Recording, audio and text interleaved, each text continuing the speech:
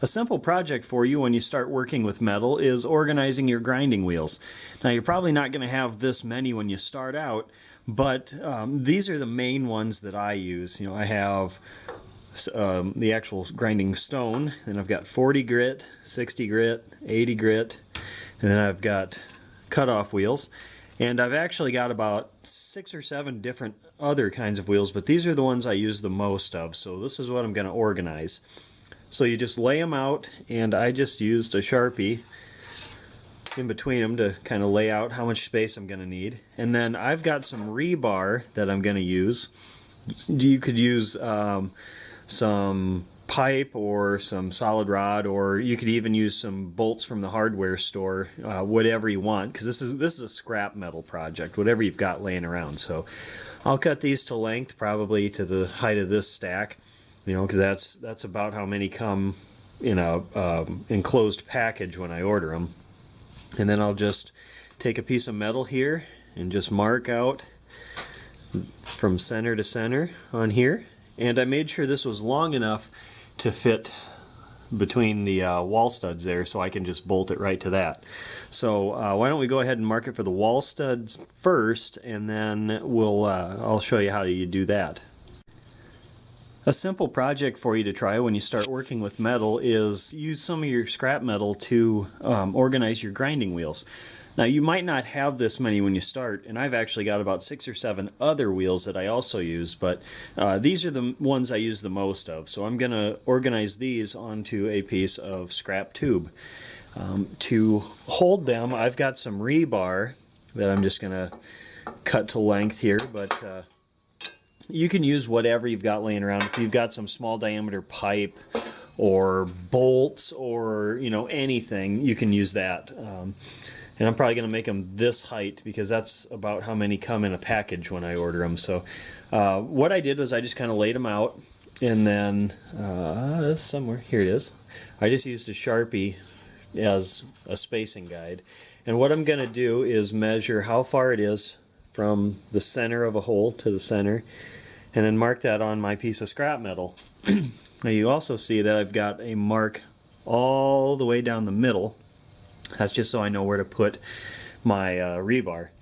Now down here I've got marks because I've got 24-inch on center wall studs, which that's not the best. I'd like them a little tighter, make the building stronger, but 24 inches on center.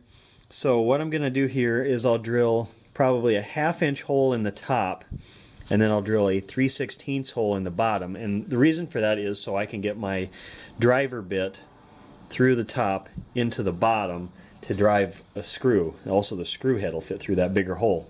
If you're using angle iron, you obviously don't need to do that, and you can just drill it for the back. Or if you've got a thick flat plate, that works even better. But this is this piece of scrap I pulled out that I'm going to use, so that's what my mark's for. So now I'll just go ahead and cut these to length. Looks like they're gonna be about 3.5, 4 inches long. So we can go ahead and cut those. You wondered what all the dimensions are. I've got it all laid out. This is 25 inches long. These marks are a 1/2 inch in for mounting them, and I have a 24-inch on center wall stud. But the spacing for the wheels, starting on this end, 1.5 inches, 7 inches, 12.5, 18, 23.5.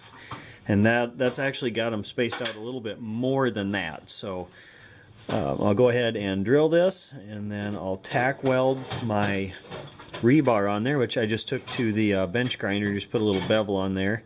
Makes it easier to weld onto, and then you don't have a sharp edge when you're trying to weld them on.